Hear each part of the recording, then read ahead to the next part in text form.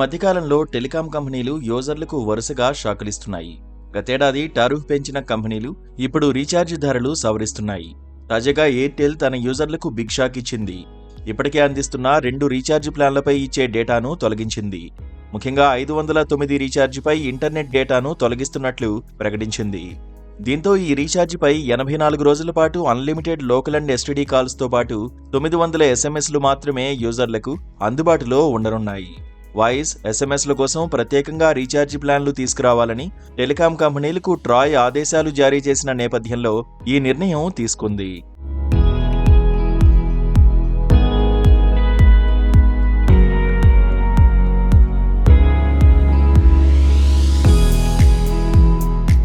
Airtel 509 plan 84 రోజుల వ్యాలిడిటీతో వస్తోంది. ఈ రీఛార్జితో అన్లిమిటెడ్ వాయిస్ కాల్స్, 900 ఎస్ఎంఎస్లు లభిస్తాయి. ఇక 1999 రీఛార్జ్ ప్లాన్తో అన్లిమిటెడ్ వాయిస్ కాల్స్, 3600 ఎస్ఎంఎస్లు లభిస్తాయి. ఈ ప్లాన్ 365 రోజుల వ్యాలిడిటీతో వస్తోంది. ఈ 2 రీఛార్జ్ ప్లాన్లపై ఇంతకుముందు డేటా కూడా అందించేది. తాజాగా ఆ సదుపాయాన్ని తొలగించింది ఎయిర్టెల్ కంపెనీ.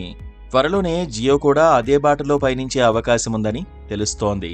జియో అందిస్తున్న 479, 1999 ప్లాన్లపై డేటా తొలగించే అవకాశముందని టిప్స్టర్ పేర్కొన్నారు.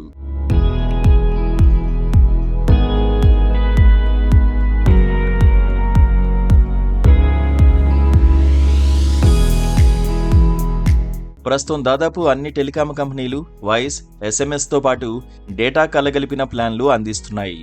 ఇంటర్నెట్ అవసరం లేకపోయినా తప్పనిసరి పరిస్థితుల్లో రీఛార్జ్ చేసుకోవాల్సిన పరిస్థితి నెలకొంది.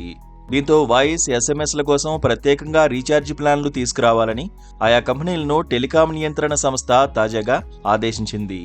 స్పెషల్ టారిఫ్ వోచర్లు తీసుకురావాలంటూ సూచించింది. ఈ నేపథ్యంలో ఎయిర్టెల్ తన 2 రీఛార్జ్ ప్లాన్లలో డేటాను తొలగించింది. త్వరలో జియో కూడా ఇదే బాటలో పయనించే అవకాశమున్నట్లు తెలుస్తోంది.